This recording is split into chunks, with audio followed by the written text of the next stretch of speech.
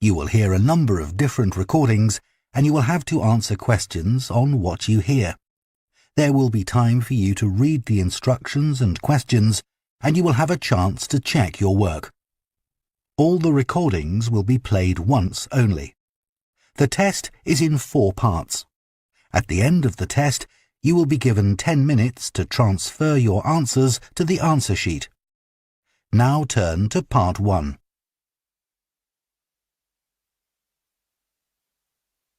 Part 1. You will hear a man phoning to inquire about a cleaning service for his apartment. First, you have some time to look at questions 1 to 5.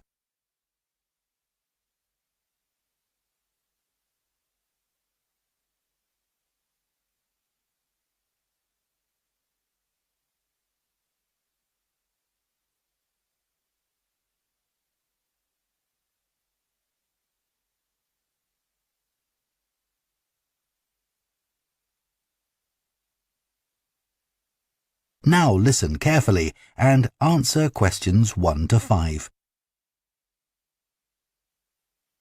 Hello, Easy Life Cleaning Services, Jacinta speaking. Oh, hello. I'm looking for a cleaning service for my apartment. Do you do domestic cleaning? Sure. Well, it's just a 1-bedroom flat. Do you have a basic cleaning package? Yes, for a 1-bedroom flat, we're probably looking at about 2 hours for a clean. So we do a thorough clean of all surfaces in each room and polish them where necessary. Does your apartment have carpets? No, I don't have any, but the floor would need cleaning.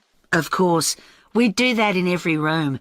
And we do a thorough clean of the kitchen and bathroom. Okay. Then we have some additional services which you can request if you want.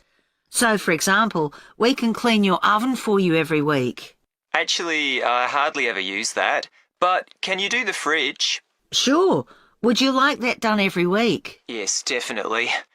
And would ironing clothes be an additional service you can do?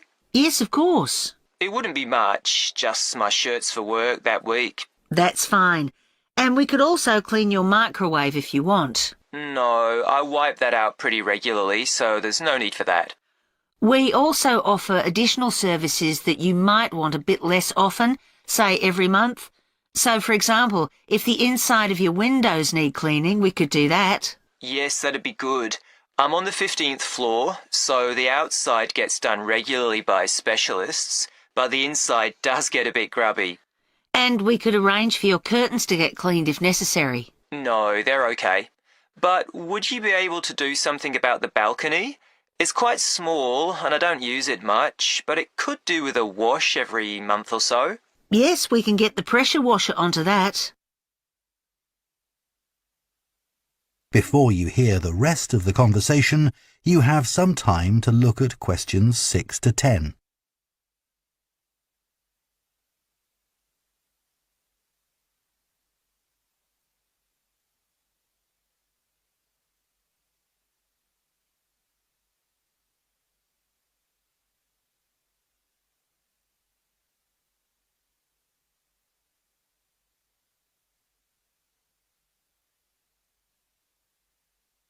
Now listen and answer questions 6 to 10. Now, if you're interested, we do offer some other possibilities to do with general maintenance. For example, if you have a problem with water and you need a plumber in a hurry, we can put you in touch with a reliable one who can come out straight away. And the same thing if you need an electrician. Right, that's good to know. I've only just moved here, so I don't have any of those sorts of contacts. And I don't know if this is of interest to you, but we also offer a special vacuum cleaning system which can improve the indoor air quality of your home by capturing up to 99% of all the dust in the air. So if you're troubled by allergies, this can make a big difference. Right, in fact, I don't have that sort of problem, but I'll bear it in mind. Now, can you tell me a bit about your cleaning staff? Of course. So all our cleaners are very carefully selected. When they apply to us, they have to undergo a security check with the police to make sure they don't have any sort of criminal background. And of course, they have to provide references as well. Then if we think they might be suitable for the job, we give them training for it. That lasts for 2 weeks, so it's very thorough, and at the end of it they have a test. If they pass that, we take them on, but we monitor them very carefully. We ask all our clients to complete a review of their performance after every visit and to email it to us, so we can pick up any problems straight away and deal with them. Okay, well, that all sounds good. And will I always have the same cleaner? Yes, we do our best to organise it that way, and we usually manage it. Good, that's fine. Right, so I'd like to go ahead and...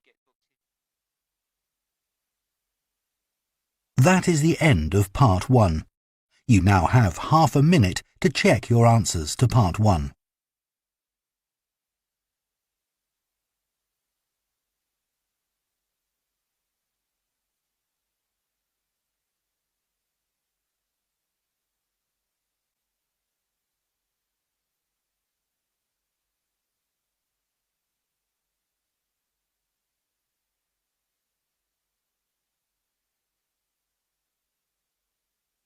Part 2. You will hear a training manager giving a talk to a group of senior staff from a hotel chain about the problem of high staff turnover. First, you have some time to look at questions 11 to 14.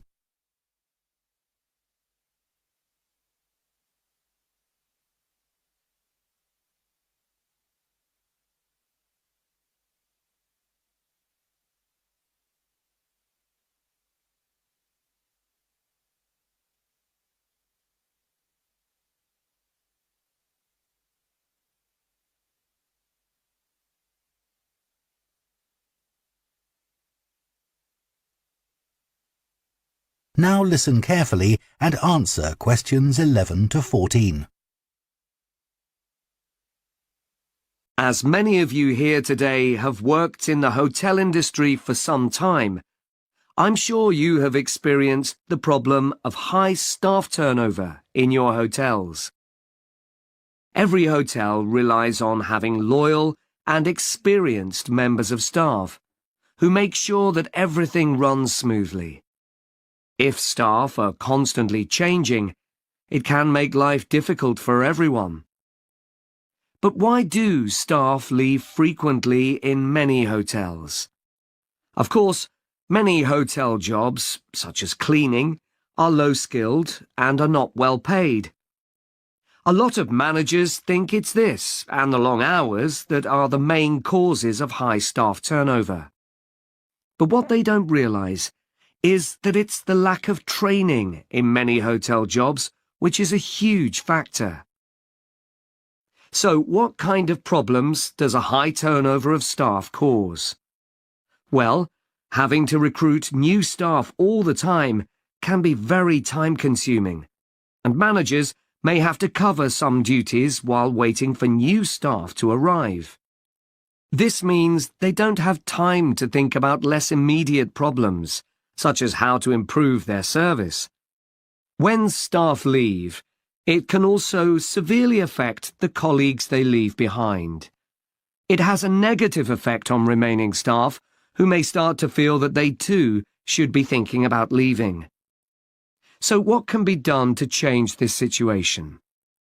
Firstly, managers should stop making basic errors which leave their staff feeling upset and resentful.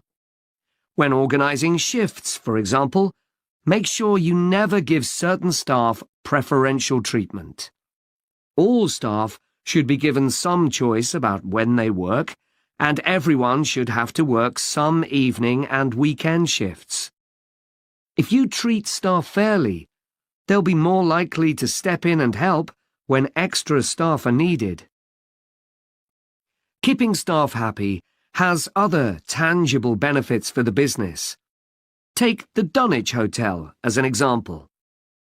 It had been experiencing a problem with staff complaints, and in order to deal with this, invested in staff training and improved staff conditions.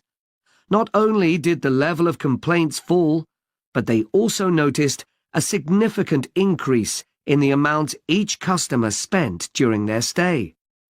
They have now introduced a customer loyalty scheme which is going really well. Before you hear the rest of the talk, you have some time to look at questions 15 to 20.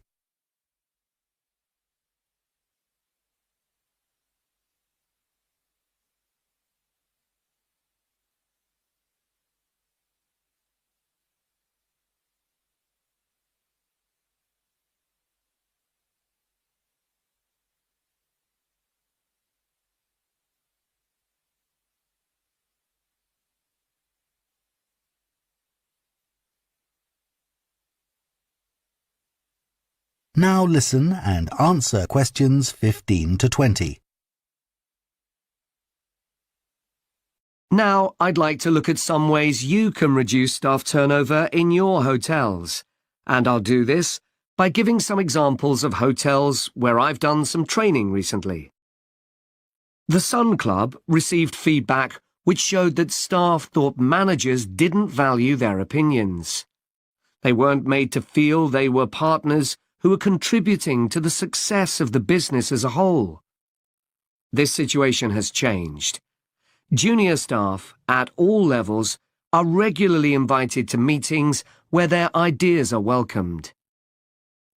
A year ago, the Portland recognized the need to invest in staff retention.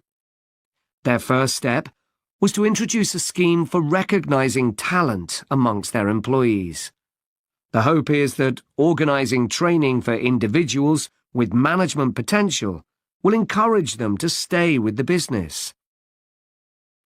At Blue Water, managers decided to recognize 50 high achievers from across the company's huge hotel chain. As a reward, they're sent on an all-expenses-paid trip abroad every year. Fun is an important element in the trips, but there's also the opportunity to learn something useful. This year's trip included a visit to a brewery, where staff learned about the new beer that would be served in the hotel. Pentlow Hotels identified that retention of junior reception staff was an issue. In order to encourage them to see that working in a hotel could be worthwhile and rewarding with good prospects, they introduced a management program. These staff were given additional responsibilities and the chance to work in various roles in the hotel.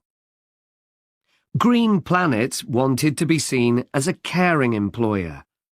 To make life easier for staff, many of whom had childcare responsibilities, the hotel began issuing vouchers to help cover the cost of childcare. Louise Marsh at the Amesbury has one of the best staff retention rates in the business. Since she joined the company, she's made a huge effort to achieve this by creating a cooperative and supportive environment. For her, the staff are part of a large family where everyone is valued. Okay, now I'd like to move... That is the end of part 2. You now have half a minute to check your answers to part 2.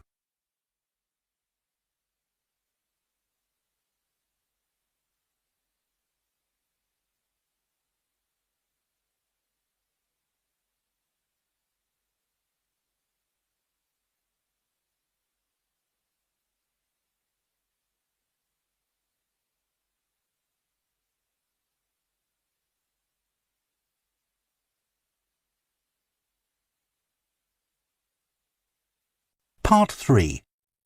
You will hear two students called Jean and Thomas discussing their sports science course. First, you have some time to look at questions 21 to 24.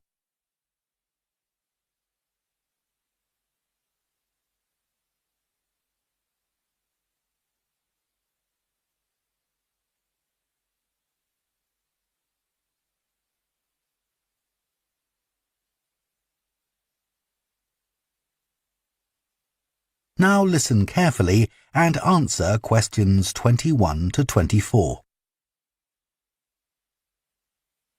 Hi, Thomas. How are you enjoying the course so far? Yeah, I think it's good. Remind me, why did you decide to study sports science? Didn't you want to be a professional athlete when you were at school? Yeah, that was my goal, and all my classmates assumed I would achieve it. They thought I was brilliant. That must have been a nice feeling. I thought I could win anything. There was no one who could run faster than me. Exactly. So what happened? Did your mum and dad want you to be more academic? Not at all. Perhaps they should have pushed me harder, though. What do you mean? I think I should have practiced more. What makes you say that? Well, I went out to Kenya for a couple of weeks to train. Really? Oh, I didn't know that. I was chosen to go there out of loads of kids and run with some of the top teenage athletes in the world. And I was so calm about it. I just kept thinking how fortunate I was, what a great chance this was. Everyone back home was so proud of me. But once we started competing, I very quickly realised I wasn't good enough. That must have been a huge shock. I thought, this can't be happening. I was used to winning. I'm sorry to hear that. It's okay. I'm over it now, and I think it's much better to do a university course. And this one has such a variety of sports-related areas. It's going to be good. Oh, I agree.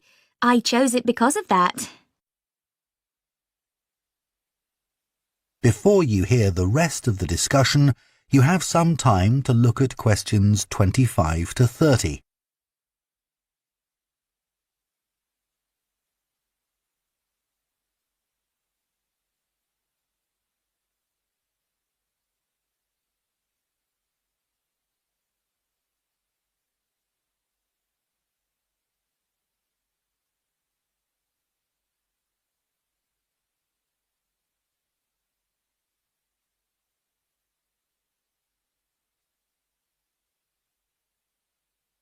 Now listen and answer questions 25 to 30. So, Jian, have you thought of any ideas for the discussion session next week on technology and sport? We have to cover more than one sport, don't we? Yeah.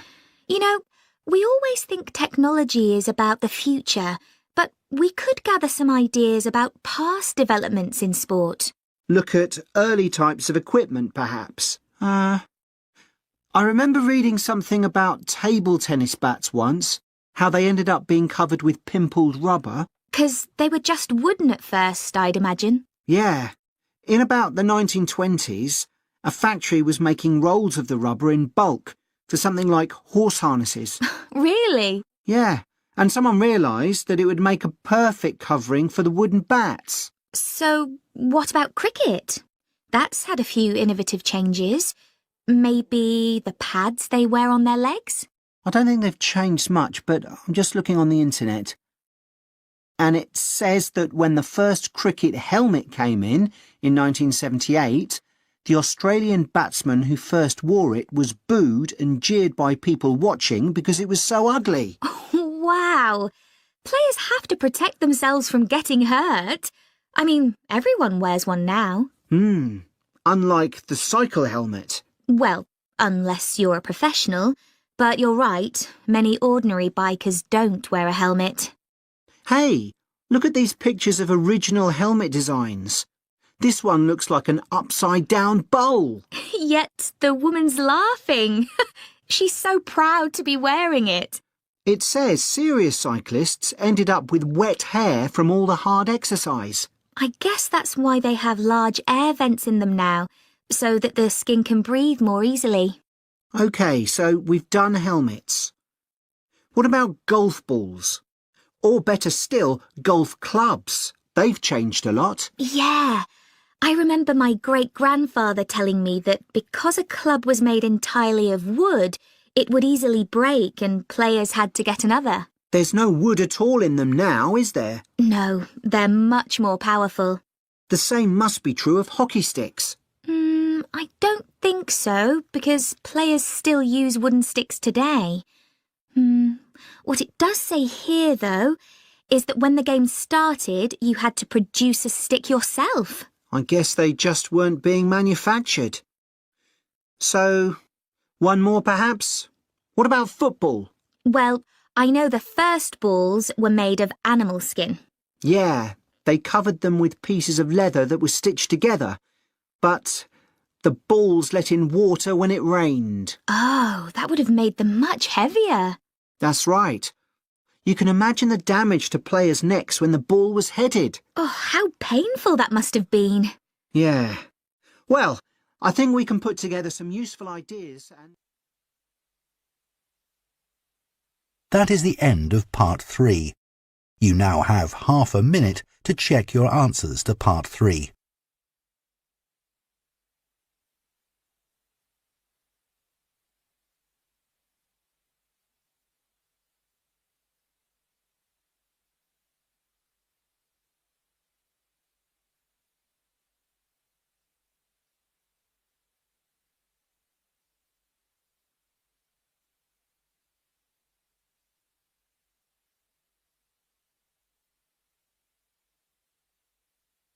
Part 4. You will hear a presentation by a food science student about the production of maple syrup. First, you have some time to look at questions 31 to 40.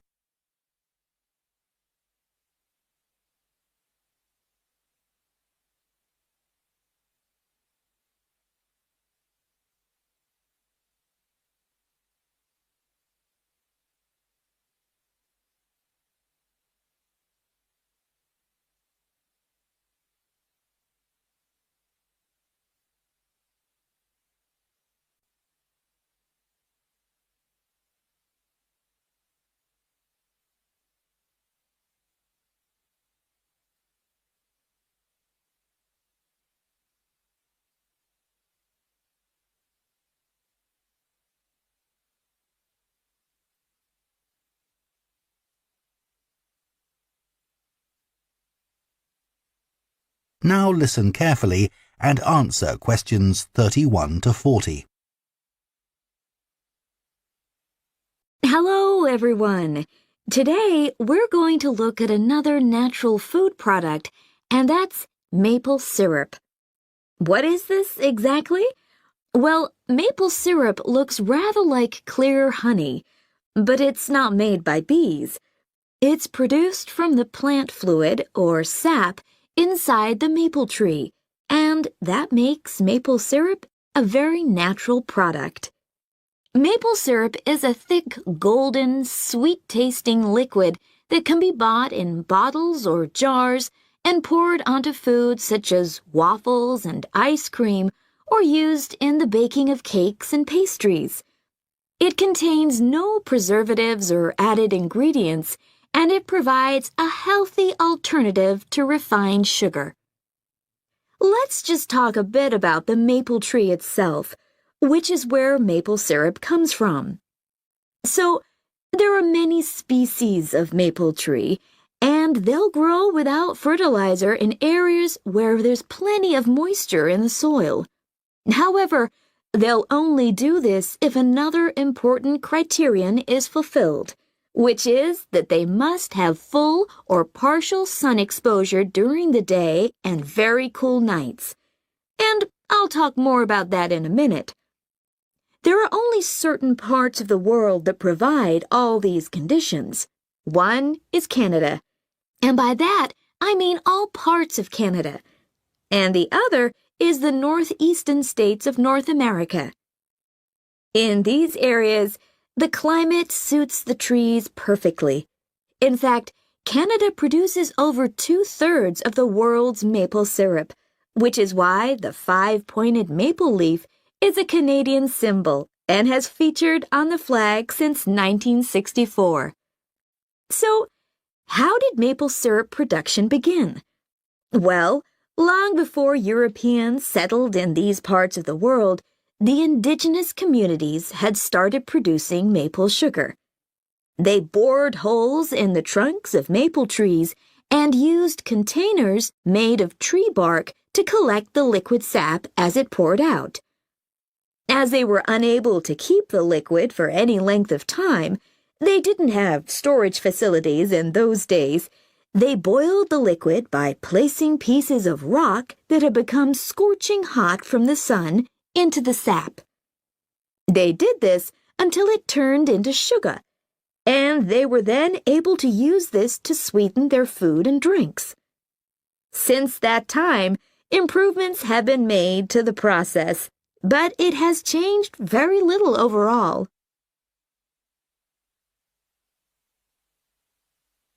So, let's look at the production of maple syrup today. Clearly, the maple forests are a valuable resource in many Canadian and North American communities. The trees have to be well looked after, and they cannot be used to make syrup until the trunks reach a diameter of around 25 centimeters. This can take anything up to 40 years. As I've already mentioned, maple trees need the right conditions to grow and also to produce sap. Why is this? Well, what happens is that during a cold night, the tree absorbs water from the soil, and that rises through the tree's vascular system. But then, in the warmer daytime, the change in temperature causes the water to be pushed back down to the bottom of the tree. This continual movement, up and down, leads to the formation of the sap needed for maple syrup production. When the tree is ready, it can be tapped, and this involves drilling a small hole into the trunk and inserting a tube into it that ends in a bucket.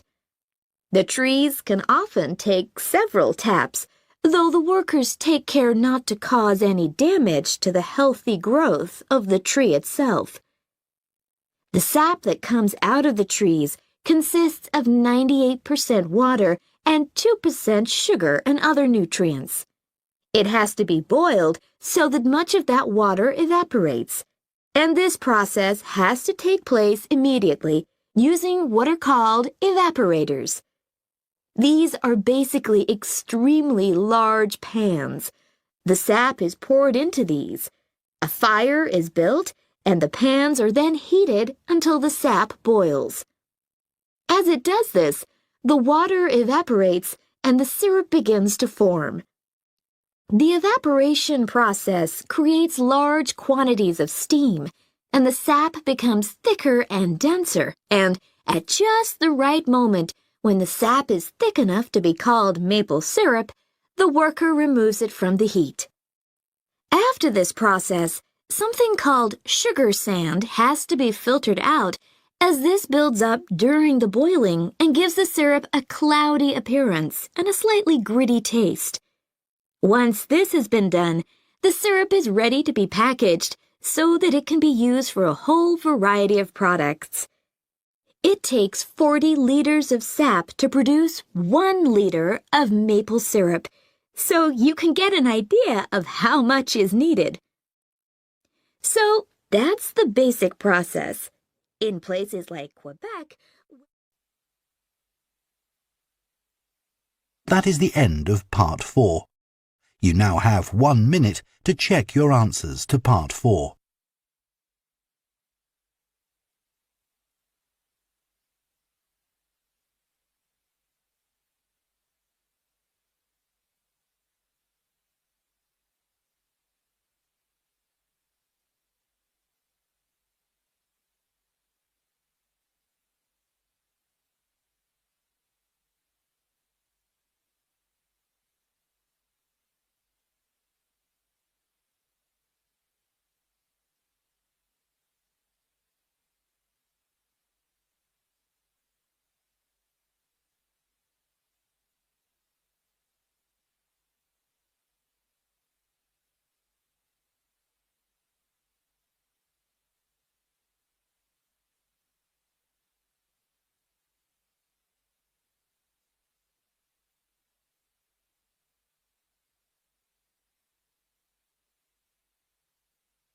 That is the end of the listening test.